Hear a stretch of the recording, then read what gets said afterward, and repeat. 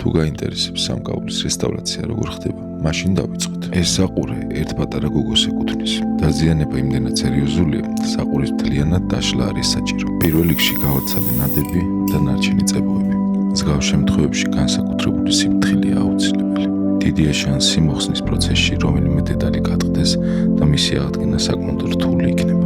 ამიტომ განსაკუთრებული სიფრთხილით ამოვიღე ქვები და თითოეული დეტალი განვაცალკევე ერთმანეთისგან. ლითონის დასარბილებლად გავაცხელი მთლიანად საყურე, რადგან დეფორმაციების გასწორების დროს თავიდან ამერითებია ზედმეტი არასასრული დაზიანება. დავიწყე ფორმის დამუშავება სხვადასხვა ზუმფარებით, რეზინებით, სხვადასხვა თავაკებით.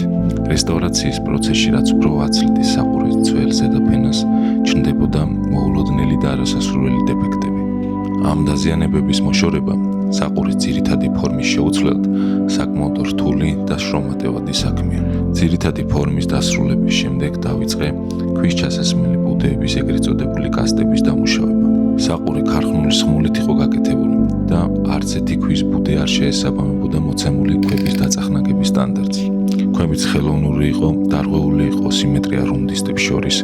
რუნდისტი ეს არის ქვის გარე კანონი. სიმეტრიის დარღვევიდან გამომდინარე მომიწია ყველა ქვისთვის ინდივიდუალურად მომირგო ჩასმის ადგილი. ჩავსვი ქვები და დავიწყე საყურის აწყობა. გავხვრიტე ფრონტალური ნაწილი იქ, სადაც მაგრდება უკანა ჩამკეტი. დავამზადე მავთული და ერთმანეთს დავაკავშირე ორივე დეტალი. ზედმეტი ნაწილების მოშორების შემდეგ დავიწყე ცივის შეერთება ჰაერის პნევმატური იარაღით. ცივის შეერთება ეს არის მექანიკური პროცესი, როდესაც არ გამოიყენება კლასიკური შედუხების მეთოდი ცეცხლით და სპეციალური კავშირებით. გადაბმის ადგილების დამუშავების შემდეგ გავაკეთე პოლირება სხვადასხვა საიუველირო ცვილებით.